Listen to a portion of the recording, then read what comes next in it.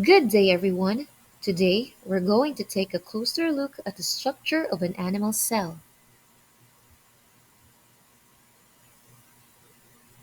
Think of a cell as a tiny factory. Each part has a very specific job, and together, they keep the cell functioning properly.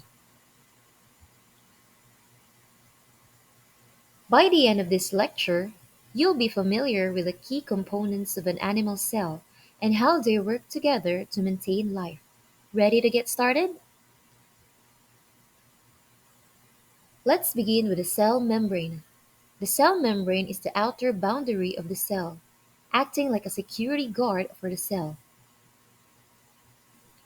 It's selectively permeable, which means it controls what enters and exits the cell.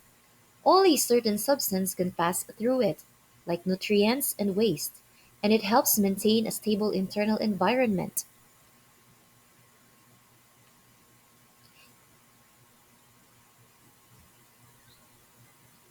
Can anyone guess why it is important for the cell to control what comes in and out?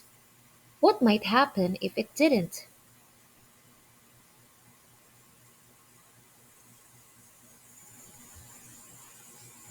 Exactly.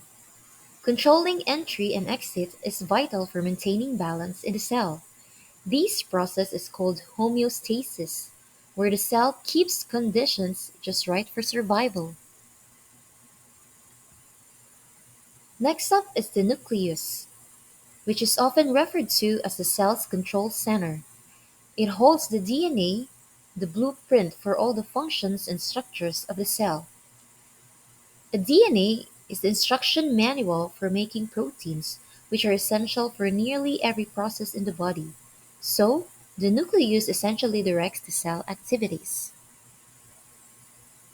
Why do you think the nucleus is so important for cell function? What would happen if it was damaged or not working properly?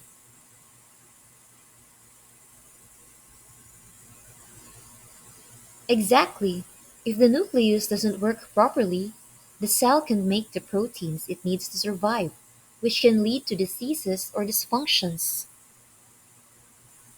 Surrounding all the organelles is a cytoplasm. This is a jelly-like substance where many important chemical reactions occur.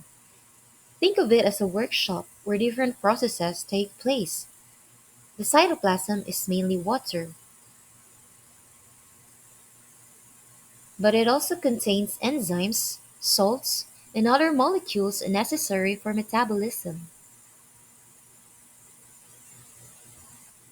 Now let's move on to the mitochondria, which are often called the powerhouse of the cell. Mitochondria are responsible for producing ATP, the energy currency of the cell. Without ATP, the cell couldn't perform essential functions like moving, dividing, or even producing proteins. Can anyone think of why we need energy in our cells? What would happen if a cell couldn't produce enough ATP? That's right. Without ATP, cells couldn't carry out even basic functions, and ultimately, the organism wouldn't survive. That's why mitochondria are so critical. Next, we have ribosomes, the factories for protein synthesis. Ribosomes take the genetic instructions from the nucleus and use them to assemble proteins. Some ribosomes are attached to rough endoplasmic reticulum, while others float freely in the cytoplasm.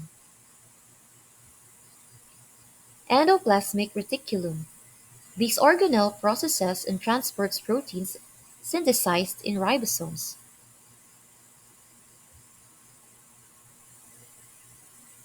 The endoplasmic reticulum comes in two types: rough endoplasmic reticulum, which is studded with ribosomes and helps in protein synthesis and folding; smooth endoplasmic reticulum, which lacks ribosomes and is involved in lipid or fat production and detoxification. Why do you think the rough endoplasmic reticulum is called rough? And what makes the smooth endoplasmic reticulum? Can anyone think of a reason for this difference? Great.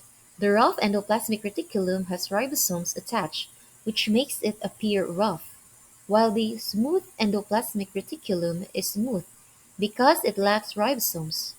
Both types are crucial for different types of production within the cell. Next is the Golgi apparatus, which is like the cell's post office.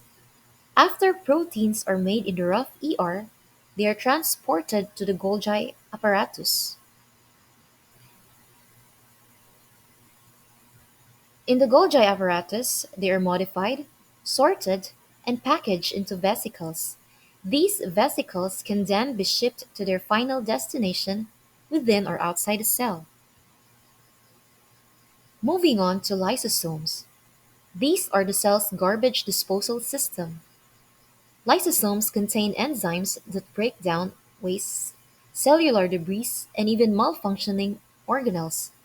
They keep the cell clean and help recycle materials. Lastly, we have the centrioles, which play a crucial role in cell division. They help organize the structure of the cell during mitosis. Mitosis ensures that chromosomes are evenly divided between two daughter cells.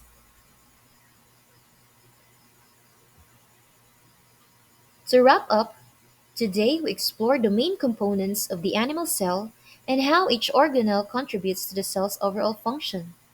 The cell membrane acts as a barrier. The nucleus contains DNA. The mitochondria produce energy. Ribosomes make proteins. And the endoplasmic reticulum, Golgi, lysosome all work together to process, package, and dispose of materials. Each part of the cell plays an essential role, and without them, the cell would not be able to survive. Can you think of a way that a malfunction in one of these parts might affect the whole cell or even the organism? Right. When a single organelle isn't working properly, it can have a huge impact on the entire cell. This shows just how important each part is for maintaining life. Great job today! You've now got a good understanding of the animal cell structure. Don't forget to review the organelles and their functions, as they're foundational to understanding how living organisms operate at the cellular level.